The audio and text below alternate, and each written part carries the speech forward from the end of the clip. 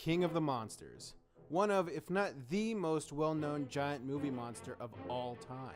Over 60 years, he's been around cinema with more canon and non-canon incarnations than even I can keep track of. But haven't you ever wondered how powerful he really is? How strong this beast is that even other nuke-proof kaiju fear?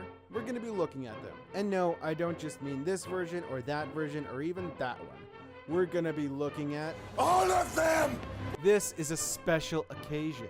Godzilla means a lot to me, and I know it means a lot to so many other fans out there too. So I went through the trouble of calcing every single feat from every version of Godzilla, canon and non-canon. Now granted, that's a lot of material, way more than I can make for just one video, or hell, even several. So I'm going to be doing an exclusive HSI for each different Godzilla from every different continuity. Now, I should mention with that said, that we will not be looking at any of the Zilla incarnations, since this is officially a different kaiju. Sorry, buddy. Alright, let's do this! Right on! Let's do it! Rock that world! Rock that world! A little backstory for those who aren't as well educated on the Kaiju King. You see, in 1954, we Americans made several open bomb tests in eastern oceans. Sorry about that. Thus unleashing Godzilla himself on a local island to be worshipped as a god, and later onto Tokyo as a force of nature. Now it's unknown whether or not these tests actually mutated Godzilla from something else like in the Shin storyline, or if it just woke his lazy ass up like in the 2014 movie. Either way, it made him pissed, which of course led to him unleashing his fury on the local eastern inhabitants of the world. Now, let's find out just how much power that fury was. I'm Kaiju D, and this is PowerCrunch.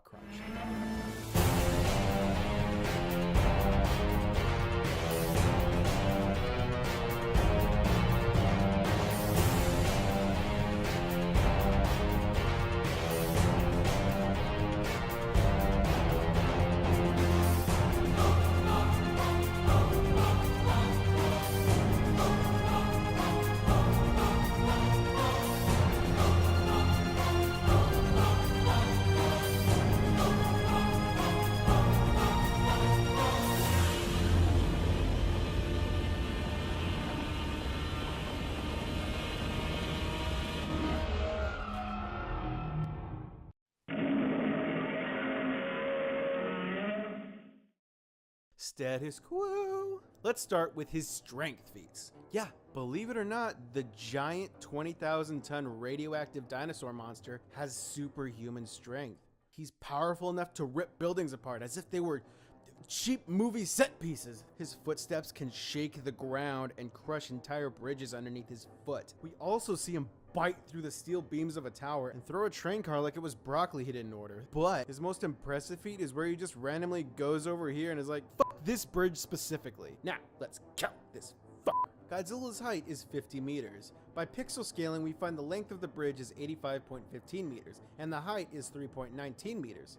Scaling from that, we find the arch length is 92.57 meters and the arch width is 2.01 meters, giving it a volume of 296 cubic meters individually and 593 cubic meters for both, giving a total weight of 4 million kilograms, since the density of steel is 8,000 kilograms per cubic meter. Now, with the wonders of pixel scaling, we find the length, width, radius, and ultimately volume of beams 1, 2, 3, 4, 5, 6, 7, 8, 9, 10, 11, 12, and 13, each being in sets of 2 and thereby giving us double the volume. Then we do the same for the top poles, there being 12 in total. Now we scaled just one last time to get the density of concrete, as well as the width and the volume of the bridge itself, making the total weight of the bridge over 22 million kilograms, or 25,000 tons. Now the time it took for the bridge to flip is 67 frames, with a linear speed of 7.9 meters per second and angular speed of 0.7 RPM, with the total centrifugal force being 100 megajoules, or 0.02 tons of TNT, which is small building level. Still, that's nothing compared to his gravitational potential energy. Godzilla's official height is 50 meters. His weight is 20,000 tons, meaning if he were to trip over his toes like a dumbass, the force of him hitting the ground would be over 9 gigajoules. That's over 2 tons of TNT. That's equal to an explosion 20 meters in diameter, enough force to easily level a skyscraper, and that's the force of him just falling down. Building kick! Explosion! Power!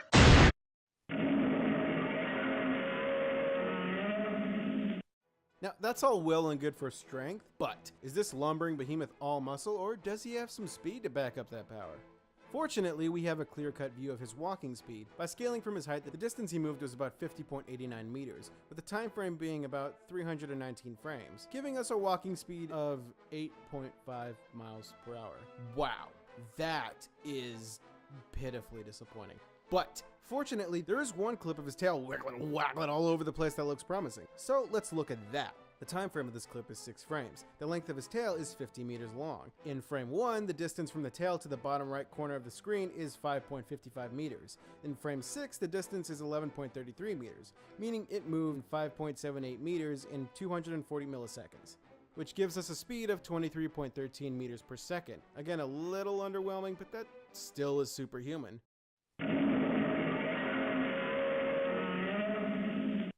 Shit, if flipping London bridges and falling down isn't dangerous enough for you, get this. Because he lived his whole life in a prehistoric world that was essentially as radioactive as a nuke's ground zero, and because of his direct exposure to the Fat Man bomb test, Godzilla's entire body is dangerously radioactive. So much so that even direct exposure to his footprints, or even buildings he's walked past, can make anyone fatally sterile, killing off hundreds of people who didn't even get close to him, thereby giving every single one of them very slow, agonizing deaths to man, woman, and children alike.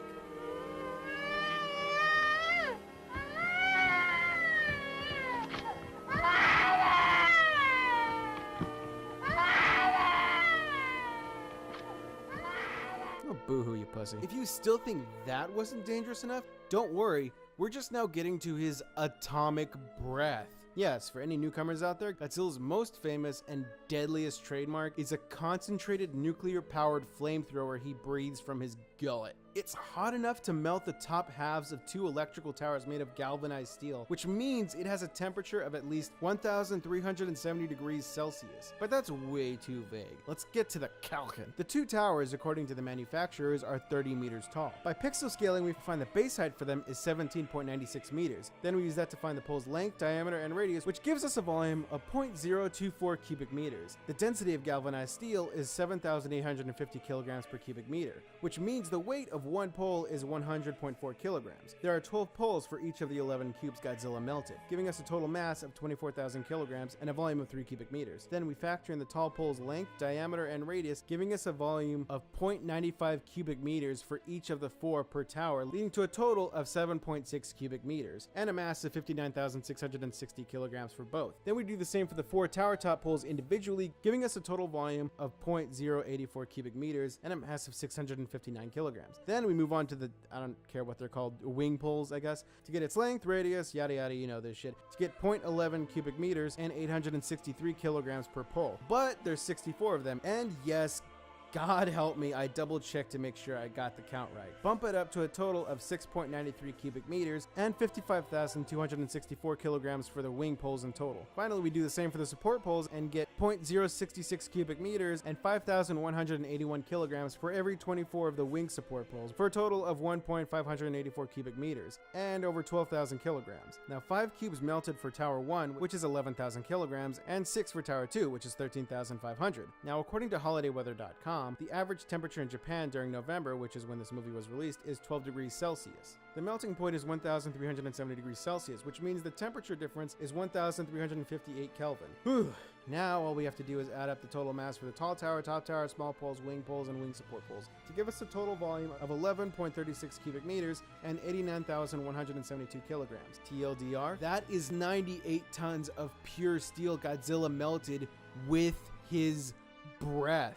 Now, using the total mass and the specific heat capacity for steel, the energy from the heat, if you were to convert it to pure force, is equal to 13.38 tons of TNT. That's enough force to wipe out a Manhattan City block.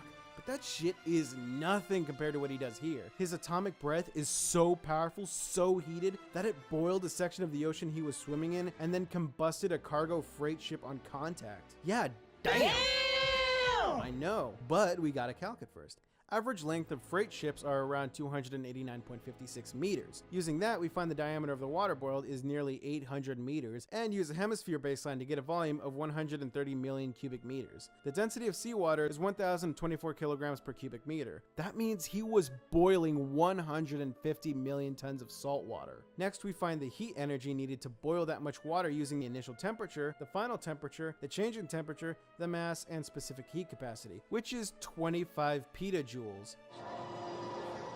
25 petajoules.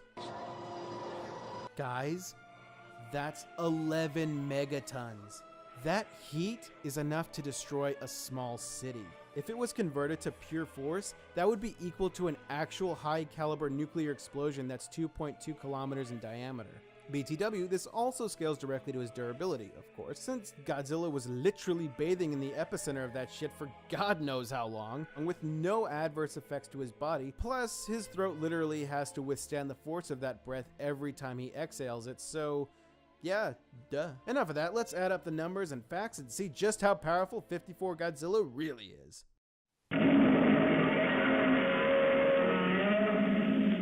So let's recap. How powerful is 54 Godzilla? Well, he has surprisingly disappointing movement speed for a creature his size, yet surprisingly nimble reaction speed, which by the way equals 671 megajoules. That's equal to a wrecking ball hitting you at supersonic speed. I mean, damn, look at that thing go!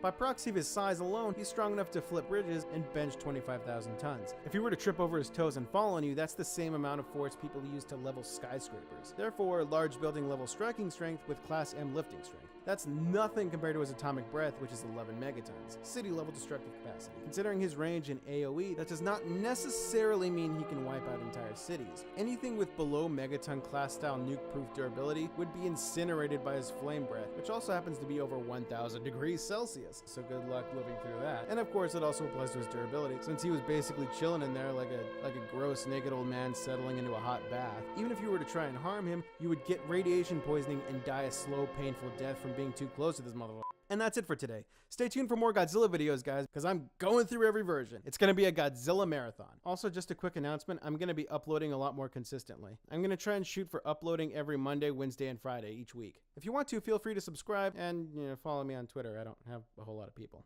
I need friends.